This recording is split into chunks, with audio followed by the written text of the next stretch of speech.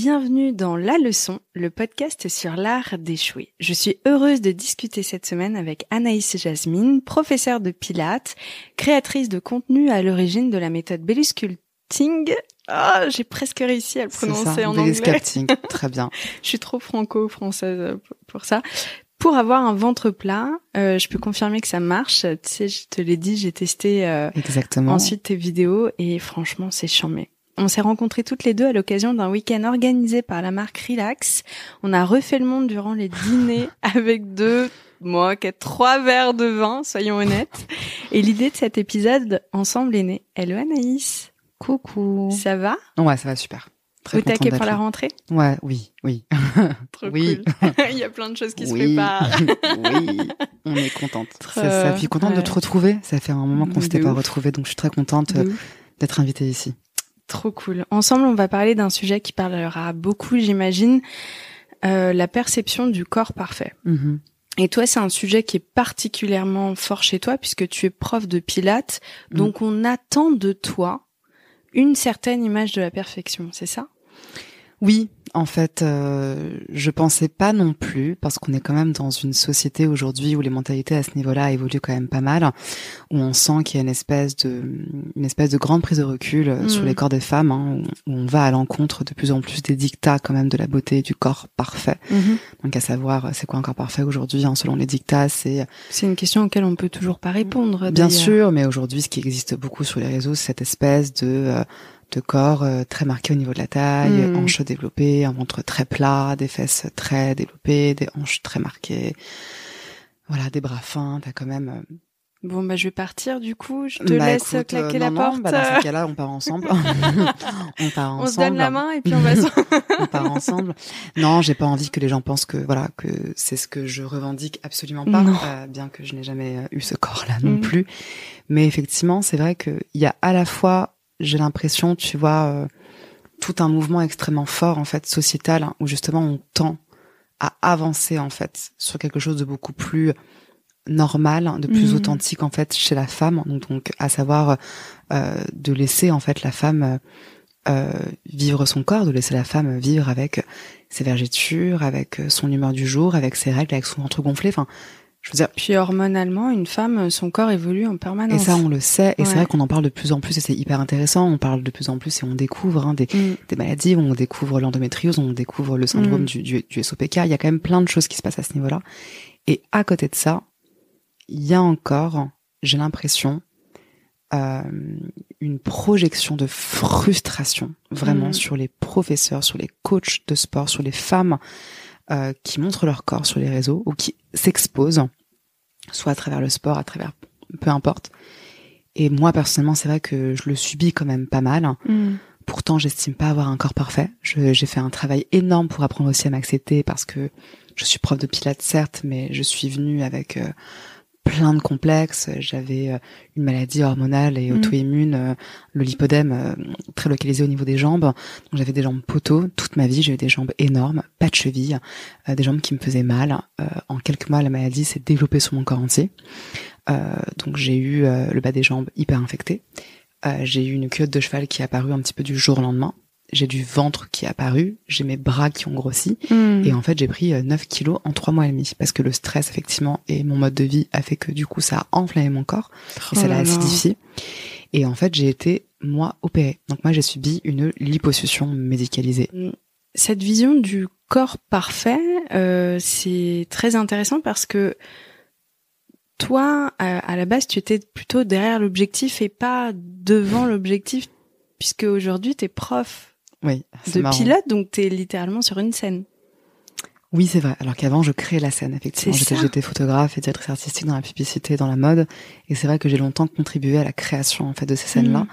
Et j'ai aussi, du coup, longtemps assisté à des scènes qui me faisaient beaucoup de peine, à savoir, j'ai été amenée à shooter des comédiennes, enfin, des femmes, des célébrités, beaucoup d'influenceuses. Moi, j'ai intégré le monde de l'influenceuse en photographiant des influenceuses, notamment en période de Fashion Week, etc. Et en fait, c'est vrai que quand tu es derrière la caméra, forcément, tu as une prise de recul sur ces femmes-là et sur ce qu'elles vivent et sur ce qu'elles subissent. Et c'est dramatique, en fait, ce qui se passe dans la tête et dans le corps de ces femmes-là, parce qu'elles n'ont aucune liberté, en fait. Elles pensent qu'elles sont libres en faisant ce qu'elles aiment, à savoir le mannequinat et ce genre de métier-là, mais en fait, ça les enferme dans quelque chose d'extrêmement dur, en fait, de très violent psychologiquement et physiquement. Et tu vois Mara Lafontaine, c'est ça, très bien, qui parle de son métier passé de mannequin. Cette nana-là, elle est absolument sublime, et elle explique tellement bien à quel point elle a découvert des complexes qu'elle n'aurait jamais pensé avoir, parce que 3 photographes à la suite lui ont répété qu'elle avait une dent comme ça ou le nez comme ça, et tout d'un coup, même ces nanas-là sublimes en viennent à avoir forcément tous les complexes de la Terre, quoi. Et en fait, moi, c'est ce qui s'est passé, effectivement, avec ces femmes-là, où je me rendais compte que je photographiais des femmes sublimes, comme tu dis, des femmes qui représentent des symboles, tu vois, iconiques, c'est un truc quand même très fort. Et en fait, ces femmes-là, moi, je passais beaucoup plus mon temps à devoir les rassurer, à devoir les réconforter, à arrêter en fait la caméra ou à m'arrêter de shooter pour aller les voir et pour comprendre. Et je me disais, mais comment c'est possible, en fait? Putain, c'est fou. Ouais. C'est de là qu'est née ta volonté de prendre soin d'elle. Ouais. Oui. En fait, il y a un truc où j'ai eu un switch, où le confinement est arrivé. Et pendant le confinement, je pense qu'on a tous eu en fait une volonté très forte de prendre soin de nous. Il y a eu comme une espèce de comme un truc de survie en fait qui s'est passé.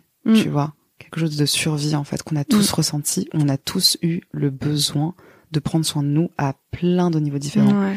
D'avoir du sens aussi. D'avoir du sens et de retrouver du sens. Et moi, c'est vrai que je commençais à avoir envie à me former. De me former, je sais pas comment on dit. Je commençais à avoir envie de me former. De te former, ouais. Ouais, c'est pas mal, ouais. De me former au Pilates. Donc j'ai commencé ma formation sur 2 ans de Pilates. Okay. Et en fait, quand j'ai commencé le Pilates et que j'ai en même temps créé la méthode BS Sculpting, qui est un mélange de Pilates et de yoga, bah j'allais en fait chez les femmes directement. Et en fait, ces femmes-là que je rencontrais, donc de tout âge, elles pouvaient avoir de 25 à 30, à 45, à 50 ans, je me rendais compte qu'elles étaient absolument toutes sujettes aux mêmes problématiques, à savoir le ventre, à savoir les hormones, et à savoir la charge mentale. Et c'est là où je me suis dit, ok, je pense qu'il y a vraiment un truc à faire, en fait. Et pour moi, ça a été pendant très longtemps un véritable échec d'arrêter en fait ce métier de photographe, parce que je me suis dit mais comment, enfin tu fais les choses à moitié, tu vas pas jusqu'au bout, t'as été DA, t'as été formé en publicité, t'as fait 5 ans d'agence, et là tu arrêtes pour faire un truc totalement autre. Et aujourd'hui en fait je comprends le sens du pourquoi, du comment, et j'ai compris qu'il fallait vraiment, en tout cas que je participe davantage en fait à cette hygiène de vie, à la routine de ces femmes-là, parce que je pense qu'à travers elles, je me soigne aussi en fait. Donc c'est assez et j'apprends aussi moi à me connaître. Et c'est incroyable parce que non seulement tu apprends à te connaître et non seulement tu vis aussi avec les nouvelles tendances. Donc en fait, il y a plein de choses qui se passent, tu te renouvelles sans arrêt. C'est très fort ce qui se passe en ce moment, je trouve que la période est très forte. Je trouve que sociétalement parlant, c'est très fort ce qui se passe. Tout ce qui émerge en termes de concepts, en termes de féminisme, je trouve que c'est extrêmement fort et que c'est génial en fait, et qu'il était temps. Ouais, et là du coup tu participes à ce truc-là pour aider les femmes à prendre soin d'elles et à se sentir mieux dans leur corps. C'est le côté fantastique, c'est la face A de la pochette d'album. Totalement. La face B, c'est ce truc que tu t'es pris assez violent, dont on va parler, qui moi me semble vraiment, je sais pas si le mot est un peu ridicule, mais c'est incongru quoi. Tellement je trouve ça improbable de ne serait-ce que penser à ça, et pourtant on t'a attaqué sur ton propre physique parce que tu étais prof. Et je trouve ça lunaire. Est-ce que tu peux me raconter justement ta maladie qui fait que t'avais ces soucis de jambes gonflées entre autres et douloureuses? Et pourquoi est-ce qu'on t'a attaqué dessus? Je pense pas que le vrai problème soit que je suis prof. Je pense que les gens projettent vachement en fait leurs propres envies et leurs propres frustrations en fait à travers, surtout à travers Instagram. Mais en fait, je pense que ce qui s'est passé, c'est qu'on est en France, qu'en France, faire appel à des méthodes chirurgicales pour s'arranger, pour se soigner, c'est extrêmement mal vu. Et qu'en fait, moi, j'ai tenu et j'ai souhaité de manière totalement honnête et sincère, à 10 000%, à exposer mon opération. Mais t'as tellement raison. Et en fait, au début, j'étais tétanisée parce que je me suis dit, oh mon Dieu, comment les gens vont me prendre. Je suis prof de sport, je revendique d'être à l'aise avec son corps, etc.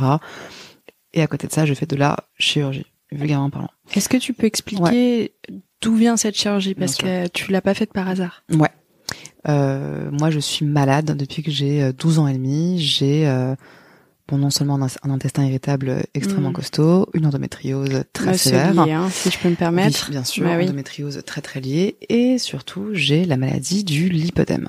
Donc le lipodème, c'est une maladie qui est chronique, inflammatoire et hormonale, hein, voire dégénérative, du système, qui, en gros, va te créer en fait ce qu'on appelle la maladie des jambes poteaux. Donc c'est une maladie qui va très souvent se localiser en premier lieu sur le bas des jambes, donc au niveau des chevilles et des mollets, qui va souvent être amenée à se développer au niveau des bras. Donc moi pendant très longtemps j'ai eu pas de cheville en fait, j'avais des jambes droites très larges. Je ne pouvais pas même m'habiller du tout, c'était pas possible pour moi d'être en jupe, en bottes. Je n'ai jamais porté de bottes de ma vie entière, ni de robe, ni de jupe, non seulement parce que j'étais extrêmement complexée et que je voyais que mes jambes n'étaient absolument pas normales. Et autant on peut avoir un mollet un peu fort, il y a plein de femmes qui ont des mollets forts, et moi j'avais vraiment pas de cheville. Et j'étais très complexée par ça. Et en plus de ça, plus le temps passait et plus la maladie du coup se développait et plus les douleurs étaient violentes. Donc en fait j'avais comme des œdèmes dans l'ensemble des jambes. Le lipodème, en fait, c'est une graisse viscérale, c'est une graisse malade, pathologique, qui vient se loger, en fait, dans les tissus, dans les membranes, vraiment de tes jambes, de ton corps, et qui va être amené à se développer. Mais ça t'empêchait de faire une activité sportive? Oui, moi, à la base, je pouvais pas faire tout ça. Et en fait, à l'époque, je ne savais pas ce que c'était. Je savais qu'il y avait un truc pas normal. Ouais. Et ma famille me disait que j'étais totalement normale, mes copines aussi. Puis et tu moi, devrais je sentais... arrêter le sucre, et puis tu devrais, j'imagine, hein, qu'on t'a donné des conseils.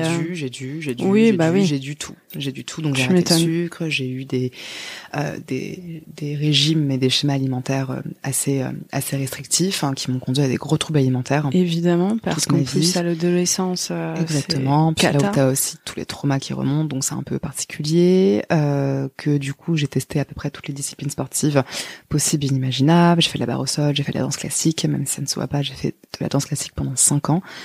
J'ai fait beaucoup de yoga, j'ai fait beaucoup de piscine, j'ai absolument, en fait, tout testé en pensant que ça pourrait allonger mes jambes, jusqu'au moment où j'ai compris que c'était pas du tout en fait un problème physique, mais que c'était un problème hormonal et un problème vraiment pathologique.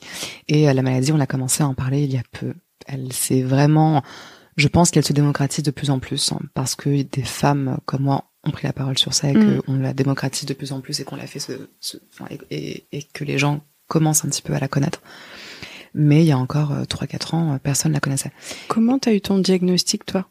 Moi, j'ai mon diagnostic parce que ça fait 10 ans que je me renseigne sur ça et qu'en fait, j'ai vu, je dirais à peu près une 40-50 de médecins, que je suis allée toquer à la porte des médecins en Espagne, en Belgique, au Luxembourg.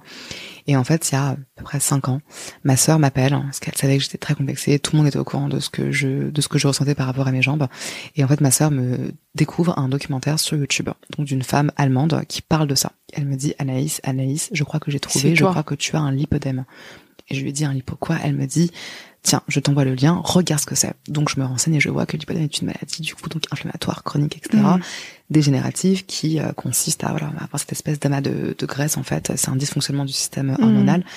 Et donc du coup, je vois ça. Et j'apprends qu'il y a une solution, donc la liposuction, mais qu'elles sont très loin. Elles sont localisées en Allemagne, je crois, à la clinique du lipodème, ou en Belgique. À l'époque, je suis jeune. Mais what the fuck, la France, c'est très compliqué. Qu'en France, on le développe pas du tout. Et en fait, de fil en aiguille, des médecins ont commencé à le développer en France. Donc moi, en France, j'ai commencé à me renseigner. J'ai économisé beaucoup d'argent pendant 3 ans. J'ai mon activité qui m'a permis aussi de mettre de côté.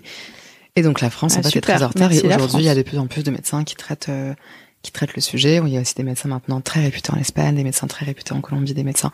Voilà, là ça y est, le monde est en train de. Ok, donc c'est le tour du monde. Voilà, et moi j'étais diagnostiquée par un médecin français. J'ai fait des échographies, des échodoppler, plein d'analyses un peu classiques et on me l'a diagnostiquée.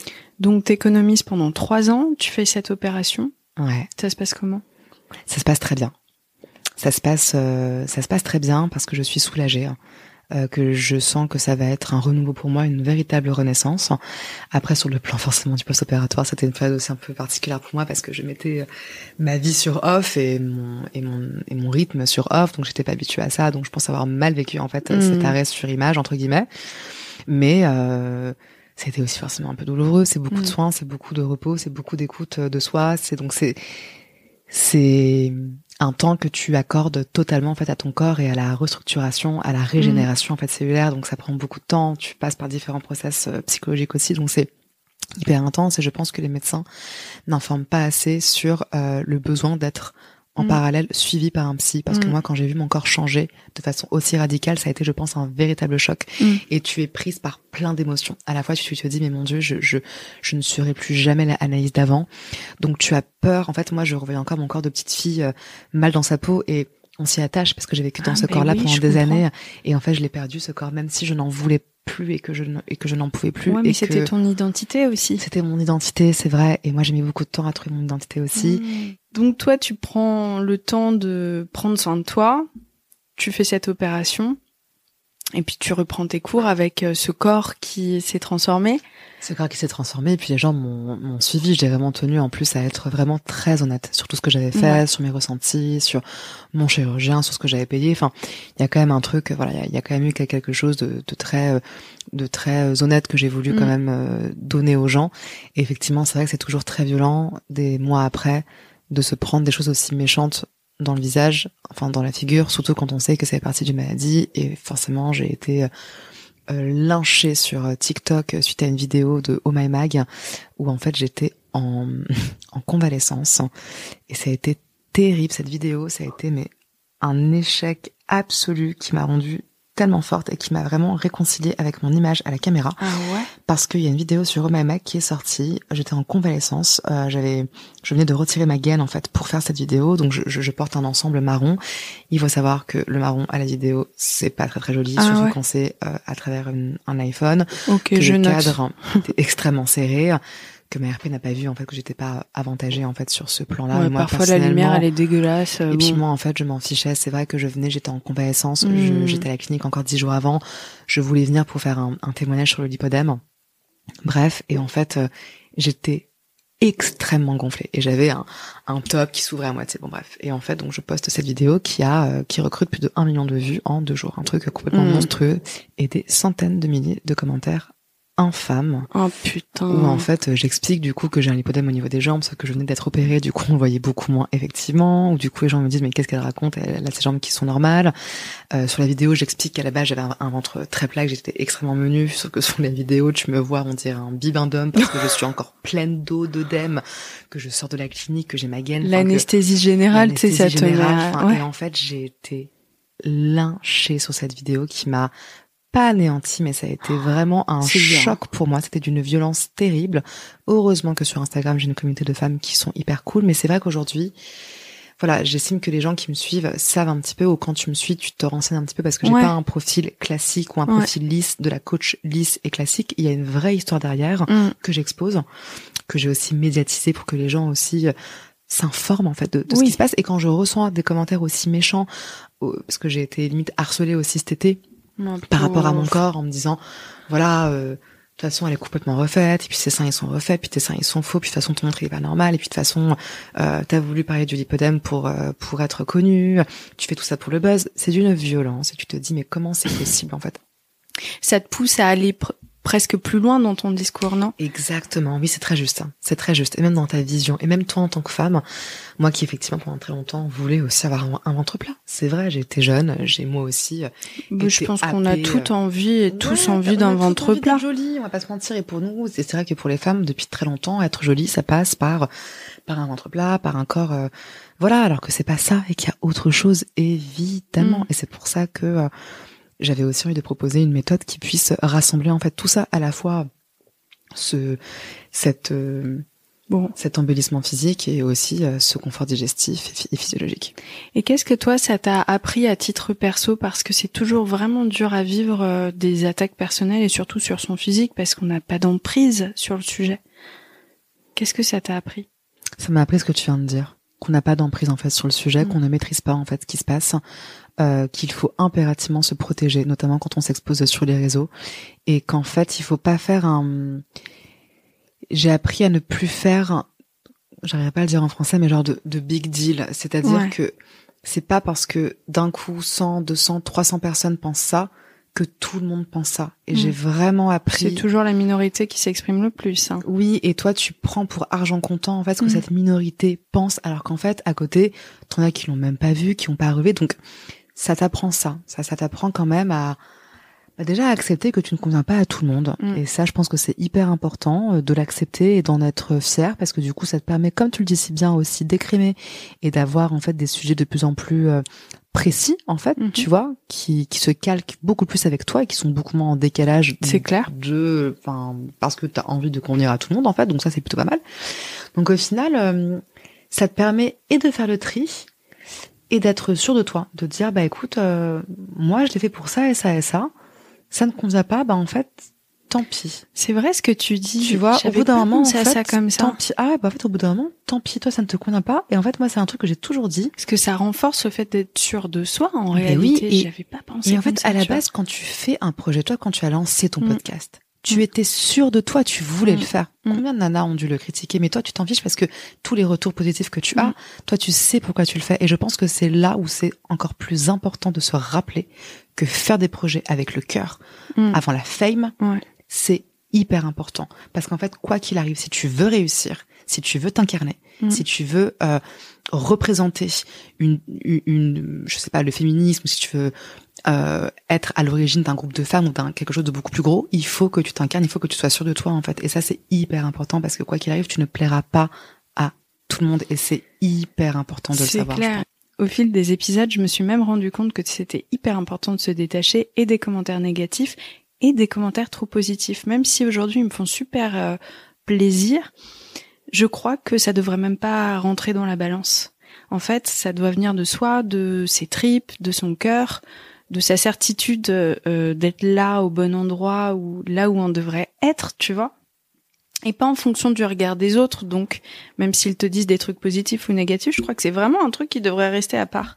Tu vois ce que je veux dire? Oui, et d'un côté c'est très facile à dire parce que on est forcément galvanisé dès lors qu'on se reçoit du positif, c'est galvanisant, mais effectivement. Et je vous rassure, moi la première. Hein, mais ça pour le coup c'est vrai que c'est très juste ce que tu dis. Effectivement de ne pas prêter attention au négatif, mais effectivement de ne pas trop prêter attention aussi au positif parce que ce positif va aussi te propulser sur un quelque chose de tellement parce que hormonalement aussi, Instagram, ça joue vachement avec la balance hormonale. Enfin, tu vois, tu passes d'un ascenseur émotionnel, c'est hyper dangereux. Chaque like, c'est un petit push de plaisir.